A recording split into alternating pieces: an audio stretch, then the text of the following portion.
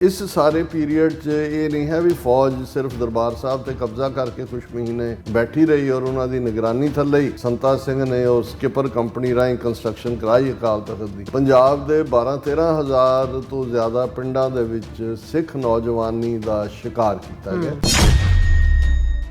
और उस ऑपरेशन का फौज ने नाम रखा ऑपरेशन वुडरोज और इसका सबूत 10 जून 1984 तो यह ऑपरेशन फुल फ्लैज शुरू होता है। भारतीय फौज की एक पब्लिकेशन है जिन्होंने बातचीत किया जाता है, 15 रोज़ है फोर्टनाइटली और उस दे विच इस दियां हदायतां सी और ਉਹਦੇ 'ਚ ਇਹ ਸੀ ਕਿ a few people are baptized in the name of religion, they wear a miniature kirpan around their neck and are called ਅੰਮ੍ਰਿਤਧਾਰੀ। ਇਹ ਹੁਣ ਉਹਨਾਂ ਫੌਜੀਆਂ ਦੇ ਲਈ ਸੀ ਜਿਨ੍ਹਾਂ ਨੇ ਪਿੰਡਾਂ 'ਚ ਜਾਣਾ ਹੈ ਕਿ ਵੀ ਜੀ ਤਲਾਸ਼ੀਆਂ ਲੈਣੀਆਂ ਨੇ, ਘਰਾਂ 'ਚੋਂ ਕੱਢਣੇ ਨੇ, ਨੌਜਵਾਨ ਮਾਰਨੇ ਨੇ, ਫੜਨੇ ਨੇ, ਉਹਨਾਂ ਦੇ ਉੱਤੇ ਹੋਰ ਤਸ਼ੱਦਦ ਕਰਨਾ। ਉਹਨਾਂ ਦੇ ਲਈ ਸੀ ਵੀ ਉਹਨਾਂ ਦੇ ਲਈ ਕੀ ਪਛਾਣ ਹੈ, ਉਹਨਾਂ ਨੇ ਕਿਹਨਾਂ ਨੂੰ ਨਿਸ਼ਾਨਾ ਬਣਾਉਣਾ।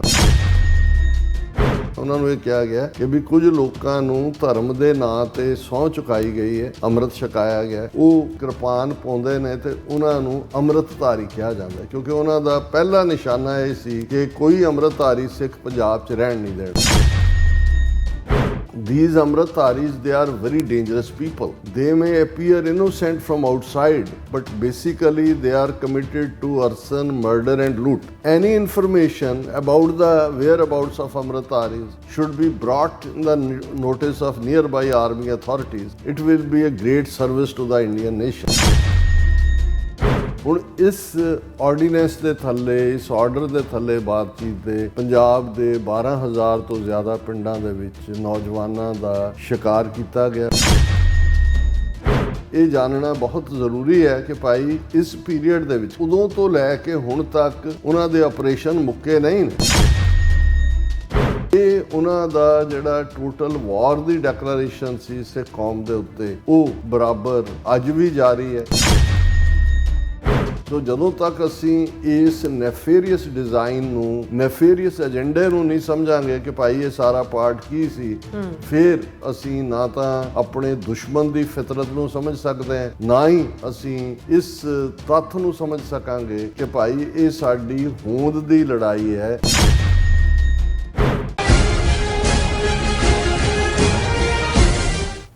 ਵਾਹਿਗੁਰੂ ਜੀ ਕਾ ਖਾਲਸਾ, ਵਾਹਿਗੁਰੂ ਜੀ ਕੀ ਫਤਿਹ। ਅਸਲਾਮ ਵਾਲੇਕਮ, ਆਦਾਬ, ਅਰਜ਼ ਮਹਾਂ। ਤੁਹਾਡੀ ਹੋਸਟ ਨੀਲਮ ਕੌਰ, ਮੈਂ TV 84 ਦੇ ਸਾਰੇ ਦਰਸ਼ਕਾਂ ਤੇ ਸਰੋਤਿਆਂ ਨੂੰ ਜੀ ਆਇਆਂ ਕਹਿੰਦੀ ਹਾਂ ਪ੍ਰੋਗਰਾਮ ਸੱਚੋ ਸੱਚ ਵਿੱਚ, ਜਿਹੜੇ ਇਸ ਪ੍ਰੋਗਰਾਮ ਨਾਲ ਦੇਸ਼ਾਂ ਵਿਦੇਸ਼ਾਂ ਤੋਂ ਜੁੜ ਚੁੱਕੇ ਨੇ। ਖਾਲਸਾ ਅਫੇਅਰ ਸੈਂਟਰ ਦੇ ਸੰਚਾਲਕ ਡਾਕਟਰ ਅਮਰਜੀਤ ਸਿੰਘ ਦੀ ਸਟੂਡੀਓ 'ਚ ਮੇਰੇ ਨਾਲ ਸ਼ਾਮਿਲ ਨੇ। ਉਹਨਾਂ ਨਾਲ ਗੱਲਬਾਤ ਕਰਕੇ ਅੱਜ ਦੇ ਇਸ਼ੂਜ਼ ਉੱਪਰ ਉਹਨਾਂ ਤੋਂ ਉਹਨਾਂ ਦਾ ਤਬਸਰਾ ਜਾਣਦੇ ਹਾਂ। ਜੀ ਡਾਕਟਰ ਸਾਹਿਬ, ਵਾਹਿਗੁਰੂ ਜੀ ਕਾ ਖਾਲਸਾ, ਵਾਹਿਗੁਰੂ ਜੀ ਕੀ ਫਤਿਹ। ਹਾਂਜੀ ਨੀਲਮ ਕੌਰ ਜੀ, ਤੁਹਾਨੂੰ ਵੀ ਤੇ ਦੁਨੀਆ ਭਰ 'ਚ ਬੈਠੇ ਸਾਡੇ ਬਹੁਤ ਹੀ ਪਿਆਰੇ, ਸੋਹਣੇ, ਸਿਆਣੇ TV 84 ਦੇ ਵਿਊਅਰਸ ਨੂੰ ਵੀ ਵਾਹਿਗੁਰੂ ਜੀ ਕਾ ਖਾਲਸਾ, ਵਾਹਿਗੁਰੂ ਜੀ ਕੀ ਫਤਿਹ। ਸਾਡੇ ਬਹੁਤ ਹੀ ਪਿਆਰੇ ਮੁਸਲਮਾਨ ਭੈਣਾਂ ਭਰਾਵਾਂ ਨੂੰ ਅਸਲਾਮ ਅਲੈਕਮ। ਗੰਗਾ ਜਮਨੀ ਤਹਿਜ਼ੀਬ ਦੇ ਹਿੰਦੂ ਤਵੀਆਂ ਨੂੰ ਨਮੋ ਨਮੇ ਤੇ ਬਾਕੀ ਸਭ ਵੀਰਾਂ ਭੈਣਾਂ ਨੂੰ ਆਦਾਬ। ਜੀ ਡਾਕਟਰ ਸਾਹਿਬ, ਜੀ ਆਨੂੰ ਪ੍ਰੋਗਰਾਮ ਸੱਚੋ ਸੱਚ ਵਿੱਚ ਬਹੁਤ ਧੰਨਵਾਦ। ਜੀ ਡਾਕਟਰ ਸਾਹਿਬ, ਅੱਜ 11 ਜੂਨ 2025 28 ਜੇਠ ਨਾਨਕਸ਼ਾਹੀ ਸੰਮਤ 557 ਦਾ ਦਿਨ ਹੈ ਤੇ ਡਾਕਟਰ ਸਾਹਿਬ, ਪ੍ਰੋਗਰਾਮ ਸ਼ੁਰੂ ਕਰਨ ਤੋਂ ਪਹਿਲਾਂ ਅਸੀਂ ਦਰਸ਼ਕਾਂ ਤੇ ਸਰੋਤਿਆਂ ਨੂੰ ਹਮੇਸ਼ਾ ਤਰ੍ਹਾਂ ਦੱਸਿਓ ਵਿਊਅਰਸ, ਜੇ ਤੁਸੀਂ ਹੱਕ, ਸੱਚ, ਇਨਸਾਫ ਤੇ ਪੈਰਾ ਦਿੰਦਾ ਇੱਕੋ ਇੱਕ ਚੈਨਲ TV 84 ਨੂੰ ਦੇਖਣਾ ਚਾਹੁੰਦੇ ਹੋ ਤਾਂ ਤੁਸੀਂ ਦੇਖ ਸਕਦੇ ਹੋ spectrum cable, RCN cable, welcome Canada, roku, ਜਾਦੂ ਬਾਕਸ, ਸ਼ਾਵਾ, ਫੇਸਬੁੱਕ TV 84 ਦੀ ਐਪ ਰਾਹੀਂ online streaming and IP box ਤੇ ਤੁਸੀਂ TV 84 ਨੂੰ ਦੇਖ ਸਕਦੇ ਹੋ। ਵਿਊਅਰਸ, ਜੇ ਤੁਸੀਂ TV 84 ਨਾਲ ਇਹ ਪ੍ਰੋਗਰਾਮ ਸੱਚੋ ਸੱਚ ਨਾਲ ਫੇਸਬੁੱਕ ਰਾਹੀਂ ਜੁੜੇ ਹੋ ਤਾਂ ਵੱਧ ਲਾਈਕ ਕਰੋ ਤੇ ਸ਼ੇਅਰ ਕਰੋ ਅਤੇ ਨਾਲ ਹੀ ਸ਼ੇਅਰ ਰੂਪ ਤੇ ਸਬਸਕ੍ਰਾਈਬ ਕਰੋ। ਇਹ ਵੀ ਦੱਸ ਦੇ ਕਿ ਤੁਸੀਂ TV 84 ਦੀ ਐਪ ਨੂੰ ਐਂਡਰੋਇਡ ਐਂਡ ਐਪ ਸਟੋਰ ਤੇ ਡਾਊਨਲੋਡ ਕਰਕੇ ਜੋ TV 84 ਦੀ ਲਾਈਵ ਸਟ੍ਰੀਮ ਹੈ ਇਸ ਨੂੰ ਤੁਸੀਂ 24 ਆਵਰਸ ਦੇਖ ਸਕਦੇ ਹੋ।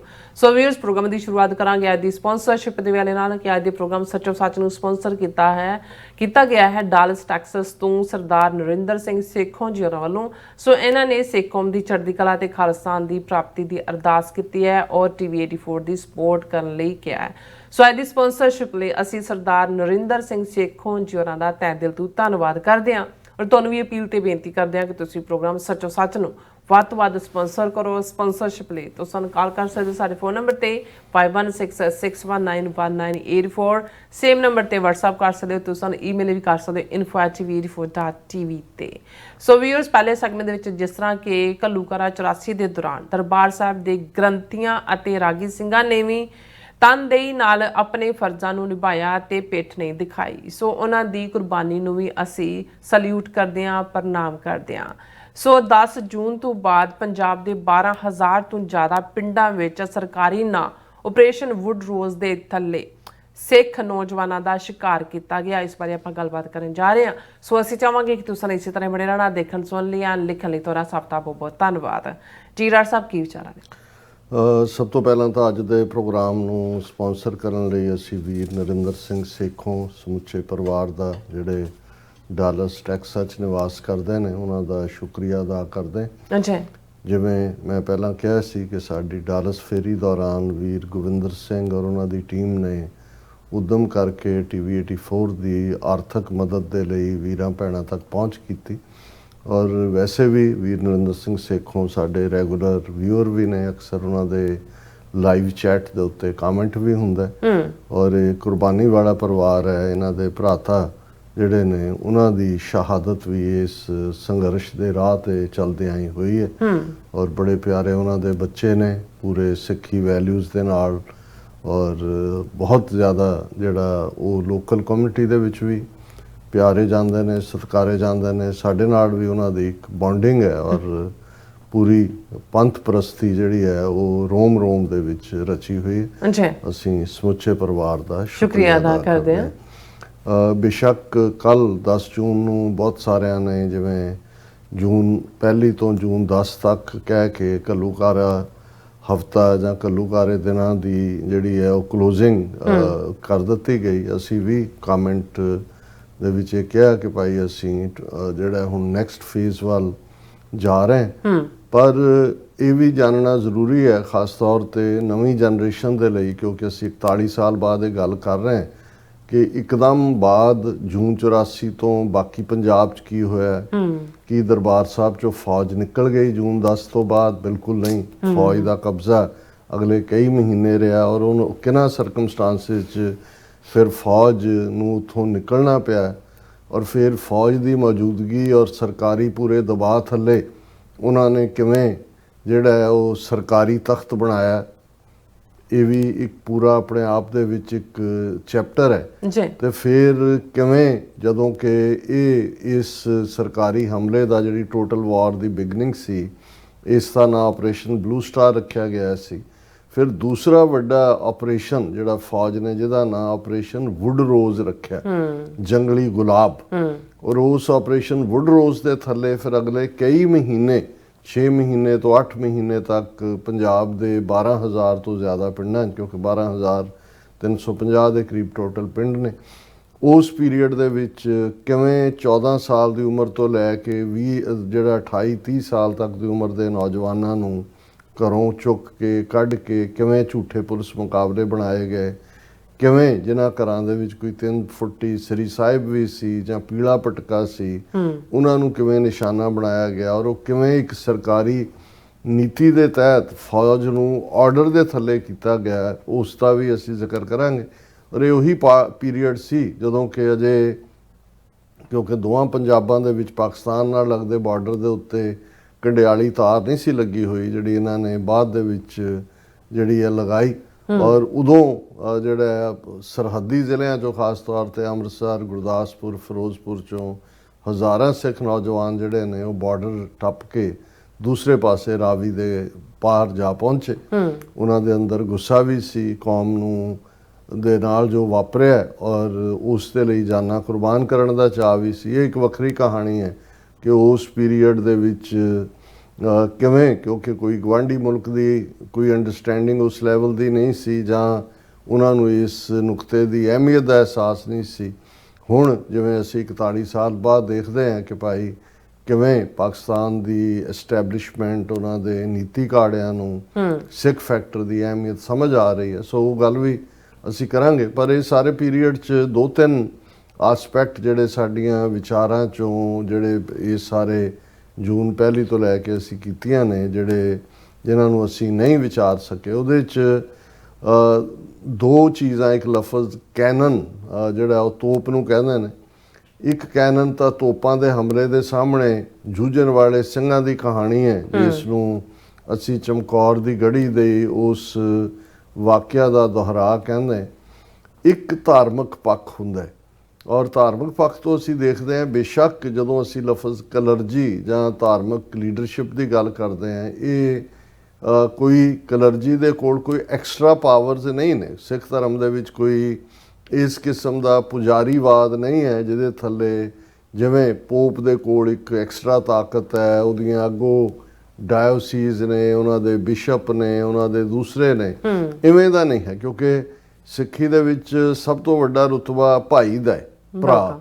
ਇਹੀ ਕਾਰਨ ਹੈ ਕਿ ਬੇਸ਼ੱਕ ਅਸੀਂ ਗ੍ਰੰਥੀ ਸਿੰਘ ਜਾਂ ਰਾਗੀ ਸਿੰਘ ਉਹ ਹੁਣ ਜਿਹੜੇ ਨੇ, ਕਿਉਂਕਿ ਇੰਸਟੀਟਿਊਸ਼ਨਲਾਈਜ਼ ਧਰਮ ਉਦੋਂ ਹੋ ਜਾਂਦਾ ਹੈ ਜਦੋਂ ਕਿ ਬਾਕੀ ਲੋਕ ਧਾਰਮਿਕ ਫਰਜ਼ ਜਿਹੜੇ ਉਸ ਧਰਮ ਨੂੰ ਮੰਨਣ ਵਾਲੇ ਨੇ ਉਹ ਖੁਦ ਉਹਨਾਂ ਜਿਹੜੇ ਰਿਚੁਅਲ ਨੇ ਜਾਂ ਜਿਹੜੇ ਮਰਿਆਦਾ ਹੈ ਉਸ ਨੂੰ ਨਹੀਂ ਨਿਭਾ ਪਾਉਂਦੇ, ਜਾਂ ਉਹਨਾਂ ਨੂੰ ਲੋੜ ਮਹਿਸੂਸ ਹੁੰਦੀ ਹੈ ਜੇ ਕਿਸੇ ਹੋਰ ਰਾਹੀਂ ਕਰਵਾਇਆ ਜਾਏ। ਇਵੇਂ ਇੱਕ ਸੈਲਰੀਡ ਕਲਾਸ, ਤਨਖਾਹਦਾਰ ਪੈਦਾ ਹੋ ਜਾਂਦੇ ਨੇ। ਅਦਰਵਾਈਜ਼ ਜਦੋਂ 10ਵੇਂ ਪਾਤਸ਼ਾਹ ਨੇ ਮਸੰਦ ਸਿਸਟਮ ਖਤਮ ਕੀਤਾ, ਹੁਣ ਮਸੰਦ ਸਿਸਟਮ ਜੇ ਜਾਰੀ ਹੁੰਦਾ ਜਾਂ ਅੱਜ ਵੀ ਹੁੰਦਾ ਤੇ ਫਿਰ ਉਹ ਸਾਡਾ ਇਵੇਂ ਦਾ ਹੀ ਸਿਸਟਮ ਹੋਣਾ ਸੀ ਜਿਵੇਂ ਪੋਪ ਹੈ ਔਰ ਅੱਗੋਂ ਉਹਨਾਂ ਦੀਆਂ ਡਾਇਓਸੀਜ਼ ਨੇ ਤੇ ਉਹਨਾਂ ਦੇ ਅੱਗੋਂ ਬਿਸ਼ਪ ਨੇ ਔਰ ਉਹਨਾਂ ਦੇ ਅੱਗੋਂ ਪ੍ਰੀਸਟ ਨੇ। ਪਰ ਚੌਥੇ ਪਾਤਸ਼ਾਹ ਵੱਲੋਂ ਸਥਾਪਿਤ ਮਸੰਦ ਸਿਸਟਮ 10ਵੇਂ ਪਾਤਸ਼ਾਹ ਤੱਕ ਪਹੁੰਚਦਿਆਂ ਇੰਨਾ ਕੁ ਕਰਪਟ ਹੋ ਗਿਆ ਸੀ ਕਿ 10ਵੇਂ ਪਾਤਸ਼ਾਹ ਨੇ ਉਹਨਾਂ ਜਿਹੜੇ ਚੰਗੇ ਮਸੰਦ ਸੀ ਉਹਨਾਂ ਨੂੰ ਰਿਵਾਰਡ ਦਿੱਤੇ, ਸਰੋਪਾਓ ਦਿੱਤੇ, ਪਰ ਜਿਹੜੇ ਦੂਸਰੇ ਸੀ ਉਹਨਾਂ ਨੂੰ ਸਜ਼ਾ ਯਾਫਤਾ ਕੀਤਾ। ਔਰ ਗੁਰੂ ਸਾਹਿਬ ਨੇ ਕਿਹਾ ਕਿ ਭਾਈ ਹੁਣ ਕੋਈ ਜਿਹੜਾ ਗੁਰੂ ਔਰ ਸਿੱਖ ਦੇ ਵਿਚਾਲੇ ਜਾਂ ਅਕਾਲ ਪੁਰਖ ਔਰ ਸਿੱਖ ਦੇ ਵਿਚਾਲੇ ਕੋਈ ਇਨ ਬਿਟਵੀਨ ਨਹੀਂ ਹੈ ਜਿਹਦੇ ਰਾਹੀਂ ਕੋਈ ਜਿਹੜਾ ਦਸਵੰਧ ਜਿਹੜਾ ਉਹ ਗੁਰੂ ਤੱਕ ਪਹੁੰਚਣਾ ਜਾਂ ਕੋਈ ਹੋਰ ਉਹਨਾਂ ਨੂੰ ਕੋਈ ਹੱਕ ਨੇ ਜਾਂ ਉਹਨਾਂ ਦੀ ਕੋਈ ਐਕਸਟਰਾ ਪਾਵਰ ਹੈ। ਔਰ ਇਹੀ ਕਾਰਨ ਸੀ ਕਿ ਵੀ ਜਿਹੜਾ ਸਿੱਖੀ ਦਾ ਸਿਧਾਂਤ ਆ ਕੇ ਖੜਾ ਹੋਇਆ ਇਹ ਸੀ ਕਿ ਲੰਗਰ ਮੇ ਜੋ ਢੋਏ ਜਲ, ਦੇਗ ਜੋ ਵਰਤਾਏ ਜਬੀ, ਤਬੀ ਤੋਂ ਉਹ ਸਿੱਖ ਸਤ ਗੁਰੂ ਕੋ ਪਿਆਰਾ ਹੈ।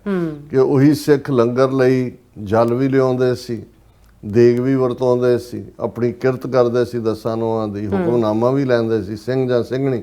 ਇਹੀ ਕਾਰਨ ਹੈ ਵੀ ਕੋਈ ਵੀ ਸਿੰਘਣੀ ਵੀ ਅਰਦਾਸ ਕਰ ਸਕਦੀ ਹੈ, ਮਹਾਰਾਜ ਦੇ ਤਾਬਿਆਂ ਤੋਂ ਵਾਕ ਲੈ ਸਕਦੀ ਹੈ, ਕੀਰਤਨ ਕਰ ਸਕਦੀ ਹੈ। ਸੋ ਇਹ ਜਿਹੜਾ ਸੀ ਇਹਦੇ 'ਚ ਕੋਈ ਪ੍ਰੀਸਟਲੀ ਕਲਾਸ ਜਾਂ ਕਲਰਜੀ ਜਿਵੇਂ ਦੂਸਰਿਆਂ ਦੇ ਵਿੱਚ ਜਾਂ ਜਿਵੇਂ ਸ਼ੀਆ ਇਸਲਾਮ ਦੇ ਵਿੱਚ ਹੈ, ਉਹਨਾਂ ਦੇ ਇਮਾਮ ਔਰ ਉਹਨਾਂ ਦਾ ਪੂਰਾ ਇੱਕ ਡੈਕਰੀ ਹੈ, ਪਾਵਰਸ ਨੇ, ਫਤਵੇ ਦੇਣ ਦਾ ਹੱਕ ਹੈ, ਇਵੇਂ ਦਾ ਕੋਈ ਨਹੀਂ ਹੈ।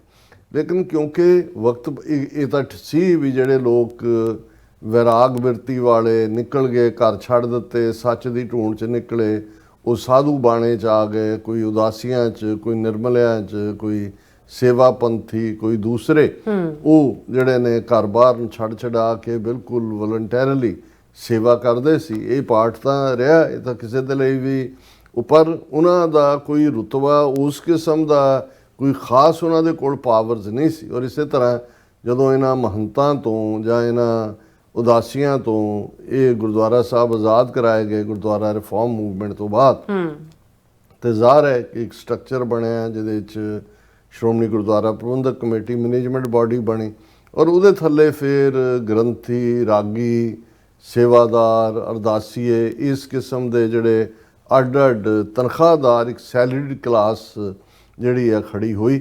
ਔਰ ਉਹਦੇ 'ਚ ਅੱਜ ਜੇ ਮੈਂ ਗਲਤ ਨਾ ਹੋਵਾਂ ਤੇ 15,000 ਤੋਂ ਜ਼ਿਆਦਾ ਸ਼੍ਰੋਮਣੀ ਗੁਰਦੁਆਰਾ ਪ੍ਰਬੰਧਕ ਕਮੇਟੀ ਦੇ ਇਸ ਕਿਸਮ ਦੇ ਮੁਲਾਜ਼ਮ, ਜਿਹਦੇ ਦੂਸਰੇ ਮੁਲਾਜ਼ਮ ਵੀ ਦਫ਼ਤਰਾਂ 'ਚ ਕੰਮ ਕਰਨ ਵਾਲੇ ਵੀ, ਔਰ ਗ੍ਰੰਥੀ, ਰਾਗੀ ਔਰ ਸੇਵਾਦਾਰ, ਅਰਦਾਸੀਏ, ਦਰਬਾਰ ਸਾਹਿਬ 'ਚ ਵੀ ਇਸੇ ਤਰ੍ਹਾਂ ਗ੍ਰੰਥੀ ਹੈ, ਅਰਦਾਸੀ ਹੈ, ਹੈੱਡ ਗ੍ਰੰਥੀ ਹੈ, ਇਹ ਸਾਰੇ ਜਿਹੜੇ ਨੇ ਇਹ ਅਹੁਦੇ ਕ੍ਰੀਏਟ ਕੀਤੇ ਗਏ। ਹਾਲਾਂਕਿ ਇਹ ਇੱਕ ਵੱਖਰੀ ਕਹਾਣੀ ਹੈ ਕਿ ਕਿਵੇਂ ਜਦੋਂ ਜੂਨ 84 ਦੇ ਘੱਲੂਘਾਰੇ ਦਾ ਇਹ ਸਾਰਾ ਵਰਤਾਰਾ ਵਰਤਦਾ ਹੈ।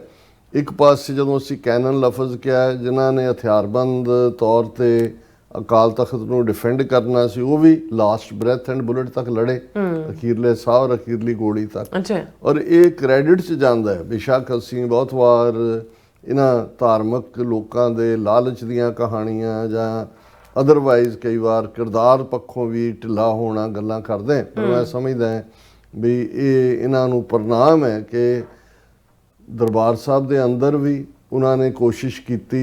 ਜਦੋਂ ਪਹਿਲਾ ਗੋਲਾ 4 ਜੂਨ ਦੀ ਸਵੇਰ ਨੂੰ ਅੰਮ੍ਰਿਤ ਵੇਲੇ ਆ ਕੇ ਵੱਜਦਾ, ਇਹ ਨਹੀਂ ਹੋਇਆ ਕਿ ਗ੍ਰੰਥੀ ਤੇ ਰਾਗੀ ਸਭ ਵਾਜੇ ਤੇ ਆਪਣੇ ਛੱਡ ਕੇ ਭੱਜ ਗਏ ਆਪਣੀਆਂ ਜਾਨਾਂ। ਹਾਲਾਂ ਬਹੁਤ ਸਾਰੇ ਜਿਹੜੇ ਨੇ ਉਹ ਦਰਬਾਰ ਸਾਹਿਬ ਕੰਪਲੈਕਸ ਦੇ ਨਾਲ ਲੱਗਦੇ ਜਿਹੜੇ ਨੇ ਉਹਨਾਂ ਦੇ ਕੁਆਟਰ ਨੇ ਜਾਂ ਰਹਿੰਦੇ ਨੇ, ਲੇਕਿਨ ਕਈ ਘੰਟੇ ਤਾਬਿਆਂ 'ਚ ਵੀ ਬਹਿਣ ਵਾਲੇ ਸੀ ਜੀ। ਜਦੋਂ ਉਹਨਾਂ ਨੇ ਦੇਖਿਆ ਗੋਲਾਬਾਰੀ ਬਹੁਤ ਹੋ ਗਈ ਤਾਂ ਉਹਨਾਂ ਨੇ ਮਹਾਰਾਜ ਦਾ ਸਰੂਪ ਥੱਲੋਂ ਲਿਜਾ ਕੇ ਉੱਪਰ ਜਾ ਕੇ ਉਹਦਾ ਸੁਖਾਸਨ ਕੀਤਾ।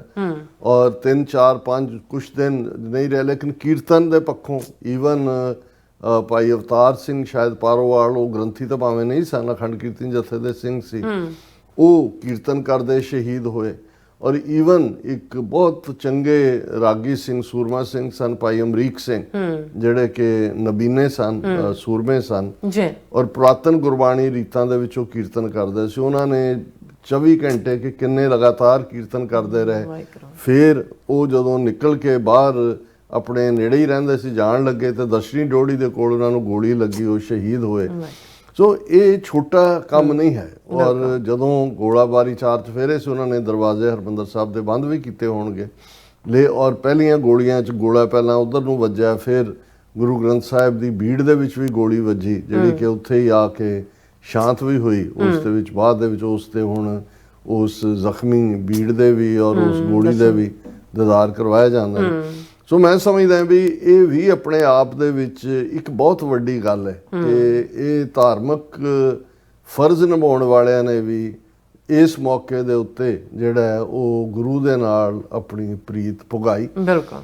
ਹੁਣ ਦੂਸਰਾ ਐਸਪੈਕਟ ਜਿਹੜਾ ਅਸੀਂ ਇਸ ਸਭ ਦੇ ਨਾਲ ਦੇਖਦੇ ਹਾਂ ਕਿ 10 ਜੂਨ ਔਰ ਫੌਜ ਨੇ, ਕਿਉਂਕਿ ਇੰਨਾ ਕੁ ਦੁਨੀਆ ਭਰ ਦੇ ਵਿੱਚ ਇਸ ਸਾਰੇ ਦਾ ਇੰਪੈਕਟ ਸੀ, ਸਿੱਖਾਂ ਦੇ ਵਿੱਚ ਰੋਹ ਸੀ, 4 ਚੁਫੇਰੇ, ਲੰਡਨ, ਨਿਊਯਾਰਕ, ਆਟਵਾ, ਵੈਨਕੂਵਰ, ਦੁਨੀਆ ਦੀਆਂ ਰਾਜਧਾਨੀਆਂ 'ਚ ਹਜ਼ਾਰਾਂ ਸਿੱਖ ਬਾਹਰ ਨਿਕਲੇ, ਇੰਡੀਅਨ ਕੌਂਸੂਲੇਟ ਘੇਰੇ ਹੋਏ ਸੀ, ਉਹਨਾਂ ਦੇ ਤਿਰੰਗੇ ਲਾਏ ਜਾ ਰਹੇ ਸੀ, ਸਟਾਫ ਉਹਨਾਂ ਦੇ ਭੱਜ ਰਹੇ ਸੀ ਔਰ ਸਰਕਾਰ ਇਹ ਪ੍ਰਭਾਵ ਦੇਣਾ ਚਾਹੁੰਦੀ ਸੀ ਕਿ ਵੀ ਅਸੀਂ ਇਹਨੂੰ ਨਾਰਮਲ ਕਰੀਏ। ਸੋ ਉਹਨਾਂ ਨੇ ਆਲਮੋਸਟ 8 ਜੂਨ ਦੇ ਨੇੜੇ ਤੇੜੇ ਆ ਕੇ ਜਿਹੜਾ ਅੰਦਰ ਗ੍ਰੰਥੀਆਂ ਨੂੰ ਲਿਆਂਦਾ ਕਿ ਜੀ ਪ੍ਰਕਾਸ਼ ਕਰੋ। ਪਹਿਲਾਂ ਉਹਨਾਂ ਨੇ ਪਹਿਲੇ 1-2 ਦਿਨ ਤੱਕ ਗ੍ਰੰਥੀਆਂ ਨੇ ਕਿਹਾ ਵੀ ਨਹੀਂ, ਜਦੋਂ ਤੱਕ ਤੁਸੀਂ ਇਹ ਸਾਰਾ, ਅਜੇ ਵੀ 4 ਚੁਫੇਰੇ ਲਾਸ਼ਾਂ ਦੀ ਬਦਬੂ ਆ ਰਹੀ ਸੀ। ਹਰਮੰਦਰ ਸਾਹਿਬ ਦੇ ਸਰੋਵਰ ਦੇ ਵਿੱਚ ਵੀ ਜਿਹੜਾ ਖੂਨ ਲਾਲ ਸੀ, ਉਹਦਾ ਪਾਣੀ ਜਿਹੜਾ ਉਹ ਖੂਨ ਨਾਲ ਸੀ ਔਰ ਡੈਡ ਬਾਡੀਜ਼ ਵੀ ਸੀ। ਉਸ ਸਾਰੇ ਪੀਰੀਅਡਸ ਵੀ ਉਹਨਾਂ ਨੇ ਸ਼ਾਇਦ 7 ਜੂਨ ਜਾਂ 8 ਜੂਨ ਨੂੰ ਜਿਹੜਾ ਅੰਦਰ ਪ੍ਰਕਾਸ਼ ਕਰਵਾ ਕੇ ਕੀਰਤਨ ਸ਼ੁਰੂ ਕਰਵਾਇਆ ਔਰ ਉਸ ਨੂੰ ਉਹਨਾਂ ਨੇ ਯਕੀਨੀ ਬਣਾਇਆ ਕਿ ਉਹਦਾ ਆਲ ਇੰਡੀਆ ਰੇਡੀਓ ਦੇ ਉੱਤੇ ਜਿਹੜਾ ਹੈ ਉਹ ਪ੍ਰਸਾਰਣ ਵੀ ਸ਼ੁਰੂ ਕੀਤਾ। ਇਹ ਵੀ ਇੱਕ ਤੁਸੀਂ ਦੇਖੋ ਵੀ ਜਿਹੜੀਆਂ ਧਰਮ ਯੁੱਧ ਮੋਰਚੇ ਦੀਆਂ ਮੰਗਾਂ ਸੀ, ਉਸ ਤੋਂ ਪਹਿਲਾਂ ਜਿਹੜੀ ਇੱਕ ਮੰਗ ਸੀ ਕਿ ਭਾਈ ਦਰਬਾਰ ਸਾਹਿਬ ਦਾ ਕੀਰਤਨ ਜਿਹੜਾ ਹੈ ਉਹ ਲੋਕਾਂ ਤੱਕ ਪਹੁੰਚਣਾ ਚਾਹੀਦਾ, ਰੇਡੀਓ ਰਾਹੀਂ ਉਹਨੂੰ ਤੁਸੀਂ ਅੰਦਰ ਟਰਾਂਸਮਿਟਰ ਲਾਣ ਦਿਓ ਔਰ ਇਸ ਦੇ ਲਈ ਪੂਰਾ।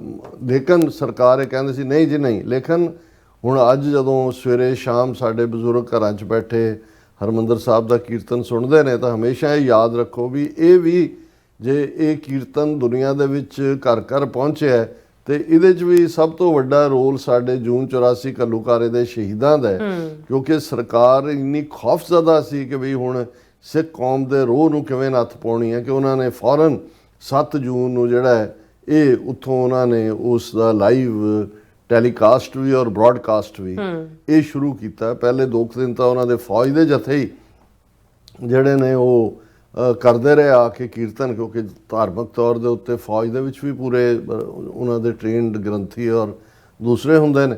ਫਿਰ ਉਹਨਾਂ ਨੇ ਜਿਹੜਾ ਬੂਟਾ ਸਿੰਘ ਦੂਜੇ ਤੀਜੇ ਭੱਜ ਦੌੜ ਕੀਤੀ, ਦਰਬਾਰ ਸਾਹਿਬ ਦੇ ਗ੍ਰੰਥੀ ਹੈੱਡ ਗ੍ਰੰਥੀ ਦੂਜੇ ਤੀਜਿਆਂ ਨੂੰ ਉਹਨਾਂ ਨੇ ਕੁਝ ਸ਼ਰਤਾਂ ਰੱਖੀਆਂ ਵੀ ਆਹ ਕਰੋ ਔਰ ਫਿਰ ਜਿਹੜੀ ਹੈ ਰੂਟੀਨ ਦੇ ਵਿੱਚ ਥੋੜਾ ਬਹੁਤ ਸ਼ੁਰੂ ਹੋਇਆ।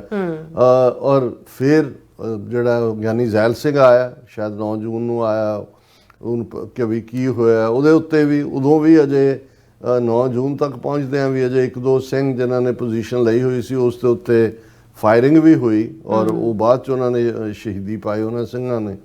ਔਰ ਫਿਰ ਇੰਦਰਾ ਗਾਂਧੀ ਵੀ 15-16 ਜੂਨ ਦੇ ਨੇੜੇ ਤੇੜੇ ਜਿਹੜੀ ਹੈ ਉਹਦੀਆਂ ਵੀਡੀਓਜ਼ ਅੱਜ ਵੀ ਅਵੇਲੇਬਲ ਨੇ, ਉਹ ਆਈ ਔਰ ਉਹਨੇ ਦੇਖਿਆ ਕਿ ਵੀ ਇਹ ਤਾਂ ਪੂਰਾ ਅਕਾਲ ਤਖਤ ਖੰਡਰਾਤ ਬਣਿਆ ਹੋਇਆ। ਹਰਮੰਦਰ ਸਾਹਿਬ ਦੇ ਉੱਤੇ ਵੀ 300 ਤੋਂ ਜ਼ਿਆਦਾ ਗੋਲੀਆਂ ਦੇ ਨਿਸ਼ਾਨ ਸਨ।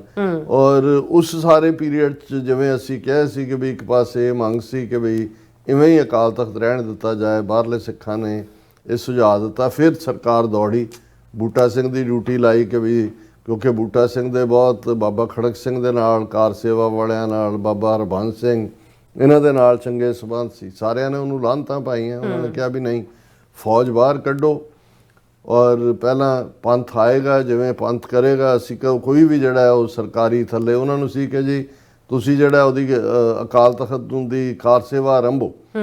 ਔਰ ਅਖੀਰ ਉਹਨਾਂ ਨੇ ਜਿਹੜਾ ਉਹਨੂੰ ਬਾਬਾ ਸੰਤਾ ਸਿੰਘ ਨਿਹੰਗ ਜਿਹੜਾ ਉਹਦਾ ਤਾਂ ਨਾਂ ਹੀ ਵਰਤਿਆ ਔਰ ਟੱਕ ਲਾਉਣ ਲਈ ਉਹਨਾਂ ਨੇ 2-3 ਇੱਦਾਂ ਦੇ ਹੋਰ 1-2 ਨਾਨਕਸਰੀ ਬਾਬੇ, ਇੱਕ ਨਿਹਾਲ ਸਿੰਘ ਹਰੀਆਂ ਵੇਲਾ ਜਿਹੜਾ ਉਹਨਾਂ ਦੀ ਕਸਟਡੀ ਸੀ, ਜੇਲ੍ਹ ਚੋਂ ਕੱਢ ਕੇ ਲਿਆਂਦਾ, ਉਹਨਾਂ ਨੂੰ ਕਰਵਾ ਕੇ ਬਣਾਇਆ। ਤਾਂ ਉਹਨਾਂ ਦੀ ਸਕਿਪਰ ਕੰਪਨੀ ਸੀ ਤੇਜਿੰਦਰ ਸਿੰਘ ਕਿਹਦੀ ਦਿੱਲੀ ਦੀ, ਔਰ ਬੂਟਾ ਸਿੰਘ ਕਿੰਨੇ ਕਰੋੜ ਲਾਇਆ ਇੰਡੀਅਨ ਗਵਰਨਮੈਂਟ ਉਹਨਾਂ ਨੂੰ ਸੀ ਕਿ ਵੀ ਅਸੀਂ ਉਹ ਜਿਹੜਾ ਉਹਦੀ ਭਰਪਾਈ ਕਰਦੇ ਹੀ ਆ, ਬੜੀ ਤੇਜ਼ੀ ਦੇ ਨਾਲ ਕੰਸਟਰਕਸ਼ਨ ਕੀਤੀ ਗਈ। ਲੇਕਿਨ ਫੌਜ ਦੇ ਕੋਲ ਹੀ ਦਰਬਾਰ ਸਾਹਿਬ ਦਾ ਕੰਟਰੋਲ ਸੀ। ਜਦੋਂ ਆਮ ਸੰਗਤ ਨੂੰ ਉਹਨਾਂ ਨੇ ਕੁਝ ਹਫ਼ਤੇ ਬਾਅਦ 2-3 ਹਫ਼ਤੇ ਬਾਅਦ ਅਲਾਉ ਵੀ ਕੀਤਾ ਤੇ ਪੂਰੀਆਂ ਫੌਜ ਦੀਆਂ ਪੋਸਟਾਂ ਸੀ, ਅੰਦਰ ਵੀ ਕਿਸੇ ਨਾ ਕਿਸੇ ਫਾਰਮ 'ਚ ਉਹ ਸੀ ਔਰ ਉਹੀ ਕੰਟਰੋਲ ਕਰਦੇ ਸੀ। ਸੋ ਜਦੋਂ ਇਸ ਦੇ ਉੱਤੇ ਜਿਹੜਾ ਪਹਿਲਾ ਇਕੱਠ ਹੈ ਜੂਨ 84 ਤੋਂ ਬਾਅਦ, ਉਹ 5 ਜਦੋਂ ਅਸੀਂ ਕਲਰਜੀ ਦੀ ਗੱਲ ਕਰ ਰਹੇ ਹਾਂ ਇਸ ਮੌਕੇ, ਕਿਉਂਕਿ ਬੇਸ਼ੱਕ ਸਿੱਖਾਂ ਦਾ ਬੜਾ ਰੋਸ ਸੀ ਅਕਾਲ ਤਖਤ ਦੇ ਜਿਹੜੇ ਉਸ ਵੇਲੇ ਦੇ ਜਥੇਦਾਰ ਗਿਆਨੀ ਕਿਰਪਾਲ ਸਿੰਘ ਦੇ ਉੱਤੇ। ਉਹਨਾਂ ਨੇ ਫੌਜ ਦਾ ਦਿੱਤਾ ਉਹ ਪੇਪਰ ਮੀਡੀਆ ਸਾਹਮਣੇ ਜਾ ਕੇ ਪੜ੍ਹਿਆ ਸੀ ਕਿ ਜੀ ਸਭ ਠੀਕ ਠਾਕ ਹੈ, ਤੋਸ਼ਾਖਾਨਾ ਠੀਕ ਹੈ, ਕੋਠਾ ਸਾਹਿਬ ਠੀਕ ਹੈ, ਔਰ ਇਸ ਦੇ ਉੱਤੇ ਗੁੱਸਾ ਸੀ, ਉਹਨਾਂ ਤੇ ਹਮਲਾ ਵੀ ਹੋਇਆ। ਇਸੇ ਤਰ੍ਹਾਂ ਸਾਹਿਬ ਸਿੰਘ ਚਮਕ ਜਿਹੜੇ ਹੈੱਡ ਗ੍ਰੰਥੀ ਸੀ, ਉਹਨਾਂ ਦੇ ਵੀ ਰੋਲ ਨੂੰ ਲੈ ਕੇ ਕਿ ਜੀ ਉਹ ਇੰਦਰਾ ਗਾਂਧੀ ਦੀ ਅਗਵਾਨੀ ਕਰਕੇ ਅੰਦਰ ਕਿਉਂ ਗਏ, ਬਾਹਰ ਕਿਉਂ ਗਏ, ਜਿਹੜਾ ਉਹਨਾਂ ਨੂੰ ਉਹਦੇ ਜਿਹੜਾ ਸਜ਼ਾ ਦੇਣੀ ਚਾਹੀਦੀ ਸੀ, ਉਹਨੂੰ ਦੁਰਕਾਰਨਾ ਚਾਹੀਦਾ ਸੀ।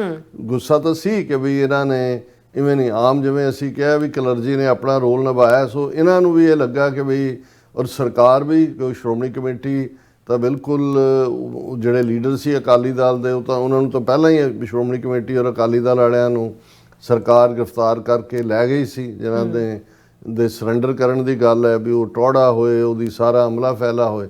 ਸੋ ਇੱਕ ਟੋਟਲ ਗੈਪ ਸੀ ਕਿ ਵੀ ਸਰਕਾਰ ਨੇ ਕਿਹਦੇ ਰਾਹੀਂ ਕਮਿਊਨੀਕੇਟ, ਉਸ ਪੀਰੀਅਡ 'ਚ ਉਹਨਾਂ ਨੇ ਬੂਟਾ ਸਿੰਘ ਦੀਆਂ ਜਾਂ ਗਿਆਨੀ ਜ਼ੈਲ ਸਿੰਘ ਦੀਆਂ ਜਾਂ ਹੁਣ ਆ ਜਿਹੜਾ ਫੁਦਕ ਕੇ ਹਰ ਟੀਵੀ ਚੈਨਲ ਤੇ ਬੈਠਾ ਝੂਠਾ ਬਦਖਲਾਕ ਬੰਦਾ ਤਰਲੋਚਨ ਸਿੰਘ ਇੰਟਰਵਿਊ ਦੇ ਰਿਹਾ ਹੁੰਦਾ, ਜਿਹੜਾ ਗਿਆਨੀ ਜ਼ੈਲ ਸਿੰਘ ਦਾ ਪੀਏ ਸੀ, ਉਹਦੇ ਚੀਫ ਮਿਨਿਸਟਰ ਹੁੰਦਿਆਂ ਵੀ, ਹੋਮ ਮਿਨਿਸਟਰੀ ਵੇਲੇ ਵੀ, ਪ੍ਰੈਜ਼ੀਡੈਂਟ ਵੇਲੇ, ਇਸ ਦਲਾਲ ਨੇ ਵੀ ਆਪਣਾ ਰੋਲ ਅਦਾ ਕੀਤਾ। ਕਿਵੇਂ ਇਹਨਾਂ ਨੇ ਸਿੰਘ ਸਾਹਿਬਾਨ ਨੂੰ ਕਾਬੂ ਕੀਤਾ, ਕਿਵੇਂ ਕੀ ਕੀਤਾ, ਇਹ ਇੱਕ ਵੱਖਰੀ ਇਹਨਾਂ ਦੀ ਕਹਾਣੀ ਹੈ। ਪਰ ਕੁੱਲ ਮਿਲਾ ਕੇ ਸਰਕਾਰ ਜਿਹੜੀ ਹੈ ਇਹ ਚਾਹੁੰਦੀ ਸੀ ਕਿ ਵੀ ਕੋਈ ਨਾ ਕੋਈ ਜਿਹੜਾ ਉਹ ਡਾਇਲੌਗ ਦੀ ਪ੍ਰੋਸੈਸ ਵੀ ਸ਼ੁਰੂ ਹੋਏ।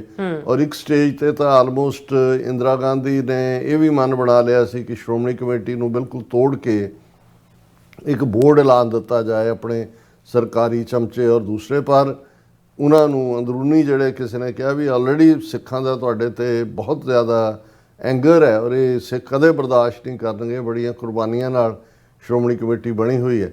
ਪਰ ਸ਼੍ਰੋਮਣੀ ਕਮੇਟੀ ਤੱਕ ਪਹੁੰਚ ਕਰਨ ਤੋਂ ਪਹਿਲਾਂ ਜਾਂ ਉਹਨਾਂ ਨੂੰ ਸਿੱਧਾ ਉਹਨਾਂ ਨੇ ਆਲਰੇਡੀ ਵਾਈਟ ਪੇਪਰ ਦੇ ਵਿੱਚ ਸ਼੍ਰੋਮਣੀ ਕਮੇਟੀ ਨੂੰ ਵੀ ਕੰਪਲਿਸਿਟ ਦੱਸਿਆ ਸੀ ਕਿ ਵੀ ਇਹ ਵੀ ਰਲੇ ਹੋਏ ਸੀ ਔਰ ਦੂਸਰੇ ਤੀਸਰੇ ਉਹ ਜਿਹੜਾ ਸਰਕਾਰ ਦਾ ਨੈਰੇਟਿਵ ਸੀ। ਸੋ ਉਹਨਾਂ ਨੇ ਹੀ ਫਿਰ ਸਰਕਾਰੀ ਏਜੰਸੀਆਂ ਨੇ ਜਾਂ ਉਸ ਪੀਰੀਅਡ ਦੇ ਵਿੱਚ ਇਹਨਾਂ 5 ਸਿੰਘ ਸਾਹਿਬਾਨ ਜਿਹਨਾਂ 'ਚ ਖਾਸ ਤੌਰ ਤੇ ਕਿਰਪਾਲ ਸਿੰਘ, ਸਾਹਿਬ ਸਿੰਘ ਯੇਵੋ ਸੀ, ਉਹਨਾਂ ਰਾਹੀਂ ਇੱਕ ਸਿੱਖਾਂ ਦਾ ਇਕੱਠ ਰਖਾਇਆ ਜਿਹੜਾ ਕਿ ਜੇ ਗੁਰਦੁਆਰਾ ਬਾਬਾ ਸ਼ਹੀਦਾਂ ਦੇ ਵਿੱਚ ਹੋਇਆ। ਮੈਨੂੰ ਉਹ ਮੰਥ ਜਾਂ ਡੇਟ ਯਾਦ ਨਹੀਂ ਹੈ। ਹਾਲਾਂ ਪੰਜਾਬ 'ਚ ਬਹੁਤ ਸਾਰੀਆਂ ਪਾਬੰਦੀਆਂ ਵੀ ਸੀ, ਅਜੇ ਫੌਜ ਦੇ ਕੋਲ ਹੀ ਪੰਜਾਬ 'ਚ ਫੌਜ ਬੈਠੀ ਸੀ ਔਰ ਦਰਬਾਰ ਸਾਹਿਬ ਦਾ ਵੀ ਉਹਨਾਂ ਦੇ ਕਬਜ਼ੇ 'ਚ ਸੀ।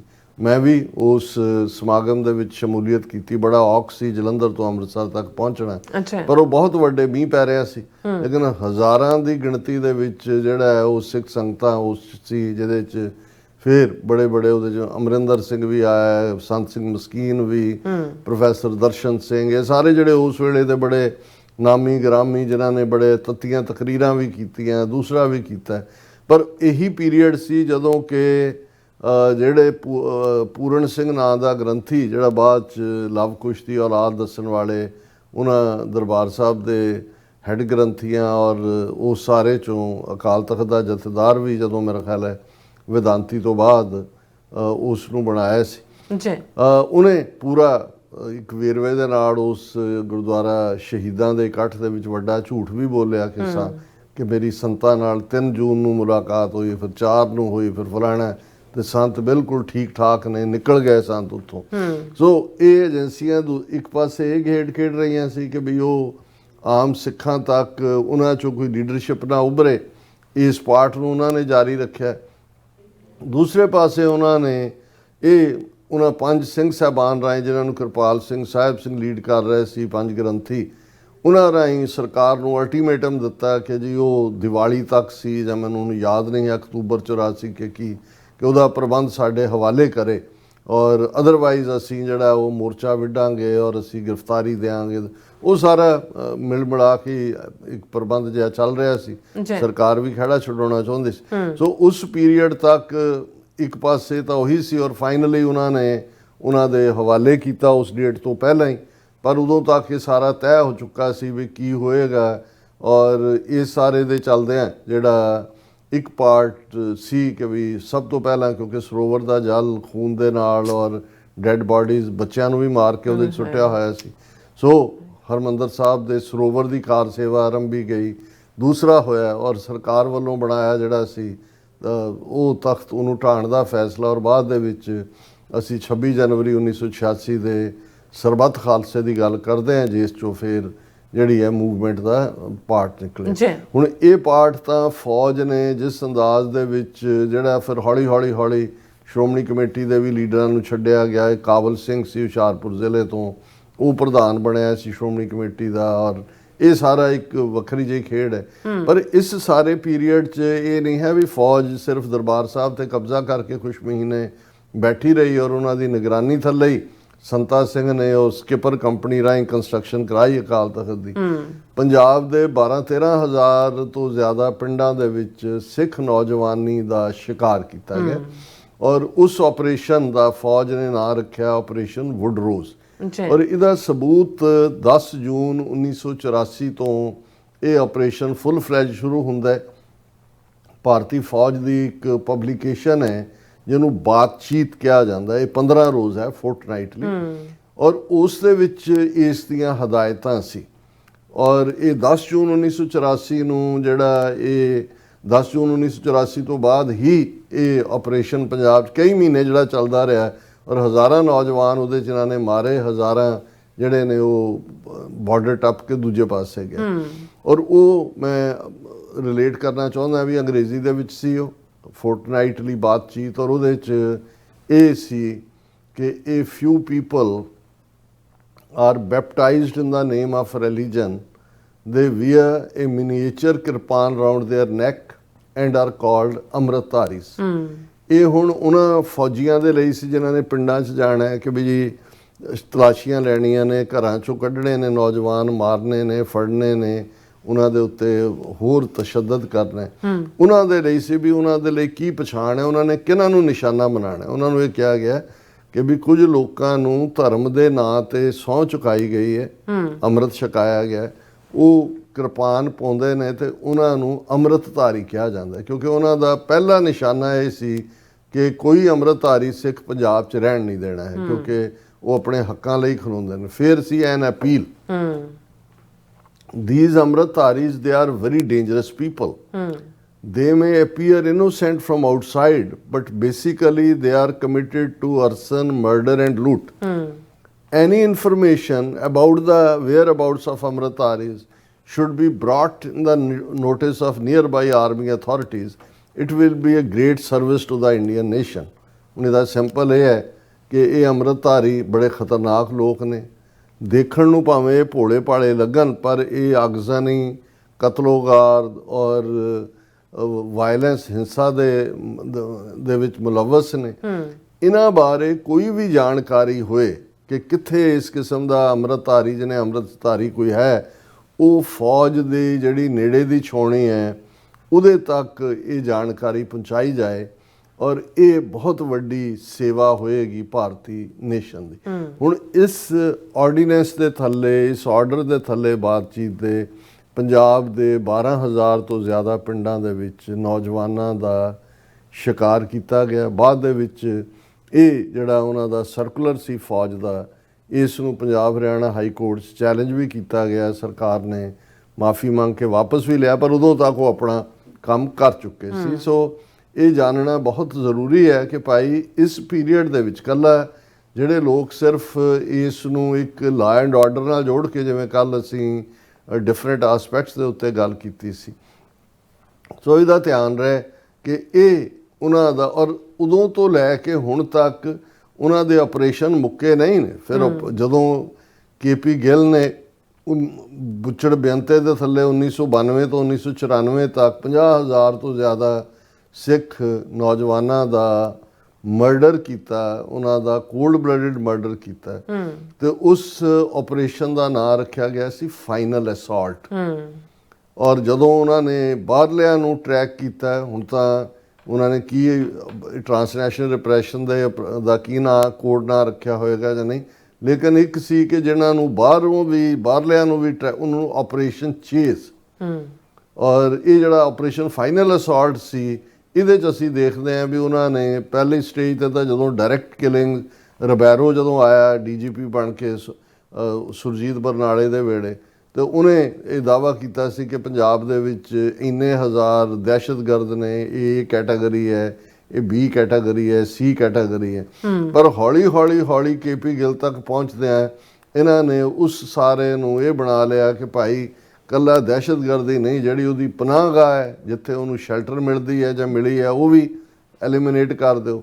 ਜਿਹੜੇ ਉਹਦੇ ਇਮੀਡੀਏਟ ਰਿਸ਼ਤੇਦਾਰ ਨੇ, ਉਹਦਾ ਵੱਡਾ ਭਰਾ, ਛੋਟਾ ਭਰਾ, ਜਿਹੜੇ ਕੱਲ ਨੂੰ ਬਦਲਾ ਲੈਣ ਵਾਲ ਆਣਗੇ, ਉਹਨਾਂ ਨੂੰ ਵੀ ਐਲੀਮੀਨੇਟ ਕਰ ਦਿਓ। ਔਰ ਈਵਨ ਉਹਨਾਂ ਦੇ ਪਰਿਵਾਰ ਅੱਗੋਂ ਰਿਸ਼ਤੇਦਾਰ, ਭੈਣਾਂ, ਜੀਜੇ, ਮਾਮੇ, ਤਾਏ, ਔਰ ਤੁਸੀਂ ਦੇਖੋਗੇ ਵੀ ਜਦੋਂ ਅਸੀਂ ਇਹ ਕਹਿੰਦੇ ਹਾਂ ਕਿ ਬਾਬਾ ਗੁਰਬਚਨ ਸਿੰਘ ਮਾਨੋਚਾਲ ਦੇ ਪਰਿਵਾਰ ਦੇ ਇੰਨੇ ਦਰਜਨ ਜੀ ਸ਼ਹੀਦ ਕੀਤੇ, ਜਾਂ ਭਾਈ ਪਰਮਜੀਤ ਸਿੰਘ ਪੰਜਵੜ ਦੇ ਪਰਿਵਾਰ ਦੇ ਇੰਨੇ, ਇਹ ਕਿਉਂਕਿ ਐਕਸਟੈਂਡਡ ਫੈਮਿਲੀਜ਼ ਵੀ ਉਹਨਾਂ ਨੂੰ ਚੁੱਕ ਕੇ ਲਿਜਾ ਕੇ, ਕਈ ਜਿਹੜੇ UP ਜਾਂ ਹਰਿਆਣੇ ਜਾਂ ਦੂਸਰੇ 'ਚ ਰਹਿੰਦੇ ਸੀ ਉਹਨਾਂ ਦੇ ਰਿਸ਼ਤੇਦਾਰ, ਉਹਨਾਂ ਨੂੰ ਵੀ ਟਾਰਗੇਟ ਕੀਤਾ। ਸੋ ਇਹ ਯੰਗ ਜਨਰੇਸ਼ਨ ਦੇ ਲਈ ਇਹ ਸਮਝਣਾ ਜ਼ਰੂਰੀ ਹੈ ਕਿ ਭਾਈ ਇਹ ਇਕੱਲਾ ਇਹੀ ਨਹੀਂ ਹੈ ਕਿ ਵੀ ਇਹ ਇੱਕ ਹਮਲਾ ਹੋਇਆ ਔਰ ਦਰਬਾਰ ਸਾਹਿਬ ਦੇ ਅੰਦਰ ਕਿੰਨੇ ਮਰੇ, ਜਿਵੇਂ ਅਸੀਂ ਕਿਹਾ ਸੀ ਵੀ 8 ਤੋਂ 10,000 ਜੋੜੇ ਜਿਹੜੇ ਨੇ ਉਹ ਬਾਹਰ ਕੀਤੇ, ਉਹ ਵੀ ਗਾਇਬ ਕਰ ਦਿੱਤੇ ਗਏ ਤਾਂ ਕਿ ਕੋਈ ਸਬੂਤ ਨਾ ਹੋਏ। ਲੇਕਿਨ ਇਹ ਸਿਲਸਿਲਾ ਜਿਹੜਾ ਅੱਜ 41 ਵਰਿਆਂ ਬਾਅਦ ਟ੍ਰਾਂਸਨੈਸ਼ਨਲ ਰਿਪਰੈਸ਼ਨ ਦੇ ਰੂਪ ਦੇ ਵਿੱਚ ਸਾਡੇ ਸਾਹਮਣੇ ਹੈ, ਇਹ ਲਗਾਤਾਰਤਾ ਨਾਲ ਪੰਜਾਬ ਦੇ ਵਿੱਚ ਇਹ ਸਾਰਿਆਂ ਨੂੰ, ਫਿਰ ਇਹ ਤਾਂ ਡਾਇਰੈਕਟ ਕਿਲਿੰਗ ਜਦੋਂ ਅਸੀਂ 1.5 ਲੱਖ ਤੋਂ ਜ਼ਿਆਦਾ ਕਹਿੰਦੇ, ਤੇ ਜੇ 1995 ਤੋਂ ਤੁਸੀਂ 2025 ਤੱਕ ਇਹਨਾਂ 30 ਸਾਲਾਂ 'ਚ ਡਰੱਗਸ ਨਾਲ ਮਰੇ ਨੌਜਵਾਨਾਂ ਦੀ ਗੱਲ ਕਰੀਏ, ਜਿਹੜੇ ਕਿ ਡਰੱਗ ਵਾਰਫੇਅਰ ਉਹਨਾਂ ਨੇ ਲਿਆਂਦੀ, ਤੇ ਸ਼ਾਇਦ ਜਿੰਨੇ 1.5 ਲੱਖ ਨੇ ਉਸ ਤੋਂ ਦੁੱਗਣੇ ਹੋਣਗੇ, ਕਿਉਂਕਿ ਤੁਹਾਨੂੰ ਕੋਈ ਪੰਜਾਬ ਦਾ ਪਿੰਡ ਨਹੀਂ ਜਿੱਥੋਂ ਕੋਈ ਖਬਰ ਨਾ ਹੁੰਦੀ ਹੋਏ ਕਿ ਕੌਣ ਨੌਜਵਾਨ, ਬੱਚੇ ਔਰ ਬੱਚੀਆਂ ਵੀ ਹੁਣ ਤੱਕ ਉਹ ਸਾਰੇ ਦਾ ਸ਼ਿਕਾਰ ਨੇ। ਸੋ ਇਹ ਉਹਨਾਂ ਦਾ ਜਿਹੜਾ ਟੋਟਲ ਵਾਰ ਦੀ ਡੈਕਲੇਰੇਸ਼ਨ ਸੀ ਸਿੱਖ ਕੌਮ ਦੇ ਉੱਤੇ, ਉਹ ਬਰਾਬਰ ਅੱਜ ਵੀ ਜਾਰੀ ਹੈ। ਸੋ ਜਦੋਂ ਤੱਕ ਅਸੀਂ ਇਸ ਨੈਫੇਰੀਅਸ ਡਿਜ਼ਾਈਨ ਨੂੰ, ਨੈਫੇਰੀਅਸ ਏਜੰਡੇ ਨੂੰ ਨਹੀਂ ਸਮਝਾਂਗੇ ਕਿ ਭਾਈ ਇਹ ਸਾਰਾ ਪਾਰਟ ਕੀ ਸੀ, ਫਿਰ ਅਸੀਂ ਨਾ ਤਾਂ ਆਪਣੇ ਦੁਸ਼ਮਣ ਦੀ ਫਿਤਰਤ ਨੂੰ ਸਮਝ ਸਕਦੇ ਹਾਂ, ਨਾ ਹੀ ਅਸੀਂ ਇਸ ਤੱਥ ਨੂੰ ਸਮਝ ਸਕਾਂਗੇ ਕਿ ਭਾਈ ਇਹ ਸਾਡੀ ਹੋਂਦ ਦੀ ਲੜਾਈ ਹੈ। ਸਾਡਾ ਦੁਸ਼ਮਣ ਸਾਨੂੰ ਲੌਕ, ਸਟਾਕ ਐਂਡ ਬੈਰਲ, ਗੱਲ ਕਰ ਲਈ ਮੈਂ ਤਾਂ ਇਹਨਾਂ ਦਿਨਾਂ 'ਚ, ਕਿਉਂਕਿ ਫਿਜ਼ੀਕਲ ਜੈਨੋਸਾਈਡ ਦੀ ਜ਼ਿਆਦਾ ਗੱਲ ਹੋਈ, ਅਸੀਂ ਸਿੱਖ ਆਰਕਾਈਵਸ, ਰੈਫਰੈਂਸ ਲਾਇਬ੍ਰੇਰੀ, ਸਾਡਾ ਸਾਹਿਤ, ਇਕਨੋਮਿਕਲ ਜੈਨੋਸਾਈਡ ਜਿਹਦਾ ਲੇਟੈਸਟ ਰੂਪ 3 ਖੇਤੀ ਕਾਨੂੰਨ ਨੇ, ਔਰ ਹੁਣ ਵੀ ਜਿਹੜੀ ਭਾਰਤ ਅਮਰੀਕਾ ਡੀਲ ਕਿਹਨਾਂ ਸਟੇਜਸ ਤੋਂ ਲੰਘ ਰਹੀ ਹੈ। ਮੈਨੂੰ ਲੱਗਦਾ ਹੈ ਵੀ ਅਲਟੀਮੇਟਲੀ ਜੇ ਭਾਰਤ ਨੇ ਐਗਰੀਕਲਚਰ ਔਰ ਡੇਅਰੀ ਸੈਕਟਰ ਦੇ ਉੱਤੇ ਸਰੈਂਡਰ ਕੀਤਾ ਤੇ ਪੰਜਾਬ ਦੇ ਵਿੱਚ ਇੱਕ ਪੂਰਾ ਉਸ ਲੈਵਲ ਦੇ ਉੱਤੇ ਹੀ, ਜਿਵੇਂ ਖੇਤੀ ਕਾਨੂੰਨਾਂ ਦੇ ਖਿਲਾਫ ਸੀ, ਇੱਕ ਪੂਰਾ ਜਿਹੜਾ ਉਹ ਮੋਰਚਾ ਲੱਗਣ ਜਾ ਰਿਹਾ, ਔਰ ਬਹੁਤ ਬਰਬਾਦੀ ਹੋਏਗੀ ਕਿਸਾਨਾਂ ਦੀ ਇਨ ਜਨਰਲ, ਪੰਜਾਬ ਦੇ ਕਿਸਾਨਾਂ ਦੀ ਇਨ ਪਾਰਟਿਕੂਲਰ। ਸੋ ਸਟੈਟਿਸਟੀਕਲ ਇਸ ਵਾਰ ਇਹਨਾਂ ਨੇ ਸੈਂਸਸ ਨਹੀਂ ਕਰਵਾਈ, 2 ਸਾਲ ਬਾਅਦ ਕਰਵਾਉਣੀ ਹੈ। ਮੈਨੂੰ ਲੱਗਦਾ ਵੀ ਜਦੋਂ ਤੱਕ ਇਹ ਨਵੀਂ ਸੈਂਸਸ ਹੋਏਗੀ ਕੋਈ ਹੈਰਾਨੀ ਨਹੀਂ ਹੋਏਗੀ ਕਿ ਪੰਜਾਬ 'ਚ ਸਿੱਖਾਂ ਦੀ ਆਬਾਦੀ 50% ਦੇ ਨੇੜੇ ਜਾਂ ਉਸ ਤੋਂ ਵੀ ਘੱਟ ਕਰ ਦਿੱਤੀ ਜਾਏ। ਸਟੈਟਿਸਟੀਕਲ ਜੈਨੋਸਾਈਡ, ਇਕਨੋਮਿਕਲ ਜੈਨੋਸਾਈਡ, ਔਰ ਫਿਰ ਇਸ ਸਭ ਤੋਂ ਬਾਅਦ ਟੋਟਲ ਡਿਨਾਇਲ। ਅੱਜ ਵੀ ਤੁਸੀਂ ਉਹਨਾਂ ਦੇ ਜਿਹੜੇ ਸਰਕਾਰੀ ਬਿਆਨਬਾਜ਼ੀਆਂ ਦੇਖੋ, ਕਿਸੇ ਦਾ ਕੋਈ ਰਿਗਰੈਟ। ਔਰ ਇਕੱਲਾ ਗੱਲ ਇਹ ਨਹੀਂ ਹੈ ਕਿ ਭਾਈ ਇੱਕ ਸਰਕਾਰ ਨੇ ਕੀਤਾ ਜਾਂ ਇੱਕ ਹਕੂਮਤ ਨੇ ਕੀਤਾ। ਭਾਰਤ ਭਰ ਦੇ ਵਿੱਚ ਕਿਸੇ ਪੋਲੀਟੀਕਲ ਪਾਰਟੀ ਦੇ ਆਗੂ ਨੇ, ਬਾਰਿੰਗ ਚੰਦਰ ਸ਼ੇਖਰ ਨੇ ਹਲਕੀ ਜਿਹੀ ਸਟੇਟਮੈਂਟ ਇਹਦੇ ਤੇ ਦਿੱਤੀ ਸੀ, ਇਸ ਨੂੰ ਕੰਡੈਮ ਹੀ ਨਹੀਂ ਕੀਤਾ। ਰਾਦਰ ਸਭ ਨੇ ਖੁਸ਼ੀਆਂ ਮਨਾਈਆਂ ਕਿ ਭਾਈ, ਔਰ ਉਹਨਾਂ ਨੂੰ ਭੁੱਲ ਗਿਆ ਵੀ ਇਹ ਸਿੱਖ ਕੌਮ, ਜਦੋਂ ਇੰਦਰਾ ਗਾਂਧੀ ਨੇ ਐਮਰਜੈਂਸੀ ਲਾਈ ਬਾਕੀ ਸਾਰੇ ਸੁਸਰੀ ਵਾਂਗ ਸੁੱਤੇ ਸੀ, ਸਿੱਖ ਬਾਹਰ ਨਿਕਲੇ ਐਮਰਜੈਂਸੀ ਦੇ ਖਿਲਾਫ ਮੋਰਚਾ ਲਾਉਣ ਦੇ ਲਈ, ਔਰ 40,000 ਤੋਂ ਜ਼ਿਆਦਾ ਸਿੱਖਾਂ ਨੇ ਗ੍ਰਿਫਤਾਰੀ ਦਿੱਤੀ। ਪਰ ਇਸ ਵੇਲੇ ਨਾ ਜੂਨ 84 ਵੇਲੇ, ਨਾ ਨਵੰਬਰ 84 ਵੇਲੇ, ਔਰ ਜਿਨ੍ਹਾਂ ਨੇ ਸਿੱਖਾਂ ਦਾ ਕਤਲੇਆਮ ਕੀਤਾ, ਜਿਹੜੇ ਸਿੱਖ ਚਿਹਰੇ ਉਹਨਾਂ ਨੇ ਵਰਤੇ, KP ਗਿੱਲ ਵਰਗੇ, ਬੁੱਚੜ ਬੇਅੰਤੇ ਵਰਗੇ, ਉਹ ਜਿਹੜੇ ਨੇ ਉਹਨਾਂ ਨੂੰ ਹੀਰੋ ਬਣਾ ਕੇ, ਜਿਹੜਾ ਸੁਪਰ ਕਾਪ ਉਹਨੂੰ KP ਗਿੱਲ ਨੂੰ ਕਿਹਾ, ਬੁੱਚੜ ਬੇਅੰਤੇ ਨੂੰ ਸ਼ਹੀਦ ਦਾ ਦਰਜਾ ਦੇਣਾ। ਔਰ ਹੁਣ ਵੀ ਅੱਜ ਇਹਨੂੰ ਬੁੱਚੜ ਬੇਅੰਤੇ ਦੇ ਪੋਤੇ ਨੂੰ ਉਹਨੇ ਮਿਨਿਸਟਰ ਬਣਾਇਆ ਅਮਿਤ ਸ਼ਾਹ ਨੇ। ਮੈਂ ਕੱਲ੍ਹ ਹੀ ਉਹਦੀ ਵੀਡੀਓ ਕਲਿੱਪ ਇੱਕ ਲੁਧਿਆਣੇ ਦੀ ਰੈਲੀ 'ਚ ਦੇਖ ਰਿਹਾ ਸੀ। ਉਹ ਕਹਿੰਦਾ जिसने इनके दादाजी को, शहीद बेअंत सिंह को मारा, उन्हें कभी माफ़ नहीं करेंगे उन्हें, क्योंकि वो हुण अगली तीजी जनरेशन वाला ये जिहड़ा उहदा बिट्टू है इनू तैयार कर रहे हैं भी, क्योंकि मूवमेंट वापस एक जनरेशन सफ़र करती है, दूजी थोड़ी जी डाउन होंदी है, फिर खड़ी हो जाती है। सो जिहड़ा साडा दुश्मन है वो तो फ्यूचर दे विच पंजाब च नौजवानी दे कतलोगार दे लई ਸਾਡੇ ਵਰਗੀਆਂ ਸ਼ਕਲਾਂ ਵਾਲੇ ਉਹਨਾਂ ਦੇ ਪੱਗਾਂ ਬਣਾ ਕੇ, ਇਹਨੇ ਖੁਦ ਬਿੱਟੂ ਨੇ ਕਿਹਾ ਸੀ ਕਿ ਜੀ ਮੈਂ ਇਹ ਪੱਗ ਵੀ ਨਹੀਂ ਸੀ ਬੰਨ੍ਹਦਾ ਹੁੰਦਾ ਜੀ, ਮੈਂ ਤਾਂ ਰਾਹੁਲ ਗਾਂਧੀ ਦੇ ਕਹਿਣ ਤੇ ਬੰਨੀ। ਪਰ ਉਹਨੂੰ ਲੱਗਾ ਵੀ ਰਾਹੁਲ ਦਾ ਤਾਂ ਪਾਵਰ 'ਚ ਆਉਣਾ ਕਦੋਂ ਹੋਣਾ, ਜਾ ਕੇ BJP 'ਚ ਬਹਿ ਗਿਆ। ਔਰ ਉਹਦਾ ਖਾਸਮ ਖਾਸ ਜਦੋਂ ਤੁਸੀਂ ਦੇਖੋਗੇ ਪਾਰਲੀਮੈਂਟ ਦੀ ਕਾਰਵਾਈ ਚੱਲ ਰਹੀ ਹੁੰਦੀ ਹੈ ਤੇ ਬਿਲਕੁਲ ਪਿੱਛੇ ਉਹ ਬੈਠਾ ਹੁੰਦਾ ਹੈ, ਜਿਹੜਾ ਉਹ ਉੱਲੂ ਵਾਂਗ ਦੇ ਝਾਕ ਰਿਹਾ ਹੁੰਦਾ ਆਲੇ ਦੁਆਲੇ। ਲੇਕਿਨ ਇਹ ਭਵਿੱਖ ਦਾ ਬੁੱਚੜ ਬੇਅੰਤ ਹੈ ਜਿਹਨੂੰ ਤਿਆਰ ਕੀਤਾ ਜਾ ਰਿਹਾ। ਸੋ ਸਰਕਾਰ ਵੱਲੋਂ ਤਾਂ ਇੱਕ ਤੋਂ ਬਾਅਦ ਇੱਕ ਉਹਨਾਂ ਦੀ ਨੀਤੀ ਸਿੱਖ ਮਾਰੂ ਹੈ। ਤੇ ਜੇ ਸਿੱਖ ਕੌਮ 35 ਮਿਲੀਅਨ ਅੱਜ ਅਸੀਂ ਦੁਨੀਆ ਭਰ ਦੇ ਵਿੱਚ ਅਜੇ ਵੀ ਸਾਨੂੰ ਇਹ ਸਮਝਣ ਦੇ ਵਿੱਚ ਦਿੱਕਤ ਆ ਰਹੀ ਹੋਏ ਕਿ ਜੀ ਖਾਲਿਸਤਾਨ ਸਾਨੂੰ ਕਿਉਂ ਚਾਹੀਦਾ ਹੈ, ਫਿਰ ਸਾਡਾ ਰੱਬ ਹੀ ਰੱਖਾ। ਜੀ ਡਾਕਟਰ ਸਾਹਿਬ ਤੁਹਾਡਾ ਬਹੁਤ ਸ਼ੁਕਰੀਆ।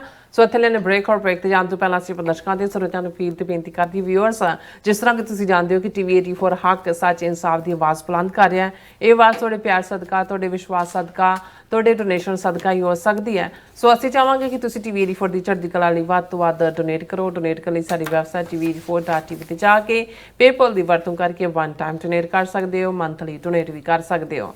ਤੁਸੀਂ TV 84 ਦੇ ਨਾਮ ਤੇ ਚੈੱਕ ਬਣਾ ਕੇ ਸਾਨੂੰ ਮੇਲ ਵੀ ਕਰ ਸਕਦੇ ਹੋ ਸਾਡੇ ਇਸ ਪਤੇ ਤੇ 36-01 37th Avenue, Long Island City, New York 11101 USA, ਜਾਂ ਫਿਰ ਤੁਸੀਂ ਸਾਨੂੰ ਫੋਨ ਰਾਹੀਂ ਵੀ ਸੰਪਰਕ ਕਰ ਸਕਦੇ ਹੋ 5166191984। ਤੁਸੀਂ ਸਾਨੂੰ ਈਮੇਲ ਵੀ ਕਰ ਸਕਦੇ ਹੋ info@tv84.tv ਤੇ ਅਸੀਂ ਤੁਹਾਡੇ ਤਹਿ ਦਿਲ ਤੋਂ ਸ਼ੁਕਰਗੁਜ਼ਾਰ ਹੋਵਾਂਗੇ। ਸੋ ਇੱਥੇ ਲੈਣੇ ਬ੍ਰੇਕ, ਵਿਊਅਰਸ, ਤੁਸੀਂ ਇਸੇ ਤਰ੍ਹਾਂ ਬਣੇ ਰਹਿਣਾ। ਮਿਲਦੇ ਆਫਟਰ ਦਿਸ ਸ਼ਾਰਟ ਬ੍ਰੇਕ।